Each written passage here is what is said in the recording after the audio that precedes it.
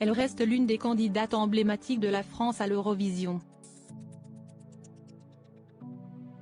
Marie-Myriam, dernière interprète représentant notre pays et victorieuse du concours, avec sa chanson L'oiseau et l'enfant, en 1977, a répondu à nos questions lors d'un entretien exclusif, à l'occasion de l'édition 2023 du concours, prévue le samedi 13 mai prochain. Lors de cette interview, nos journalistes ont demandé à la chanteuse aujourd'hui âgée de 65 ans, quel était le pire et le meilleur souvenir qu'elle gardait de cette aventure incroyable. Si celle qui a vécu une histoire d'amour avec Patrick Sébastien a reconnu sans peine avoir des souvenirs merveilleux de cette période, il y a eu aussi des moments plus difficiles dont elle se souvient encore. Près de 46 ans après, mon pire souvenir est de m'être retrouvée à l'hôpital, complètement anémiée après tous mes voyages et prestations qui ont duré très longtemps, nous a-t-elle avoué. Un souvenir désagréable, mais largement compensé par les autres. Quant à mes meilleurs souvenirs, je garde en mémoire toutes les personnes rencontrées partout en Europe et en Israël ainsi que l'accueil chaleureux des différents publics de tous ces pays, a-t-elle ajouté.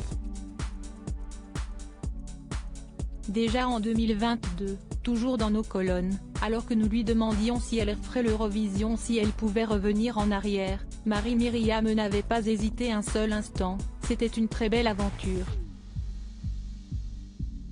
Si ma vie devait recommencer, je le referais. À la veille de mes 20 ans, c'était magnifique, avait-elle alors déclaré. Slimane, Kenji Girac. Ils ont refusé de participer à l'Eurovision. Marie-Myriam, pourquoi elle ne monte plus sur scène? Pourtant, malgré son bon souvenir de l'Eurovision, Marie-Myriam ne chante plus sur scène depuis de nombreuses années.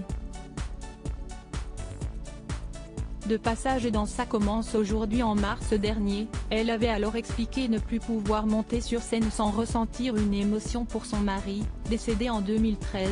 J'ai pleuré sur scène et j'ai eu énormément de mal à reprendre la suite du spectacle parce qu'un fait, l'émotion, serre la gorge, avait-elle expliqué. Je l'ai terminé, et à la fin, j'ai dit à mon fils que c'était le dernier. Je ne peux plus monter sur scène comme ça. Ce n'est pas possible. 10 ans plus tard, l'émotion du deuil est encore intacte, empêchant la chanteuse de retrouver à jamais le plaisir de monter sur scène. Crédit photo, JLPPA.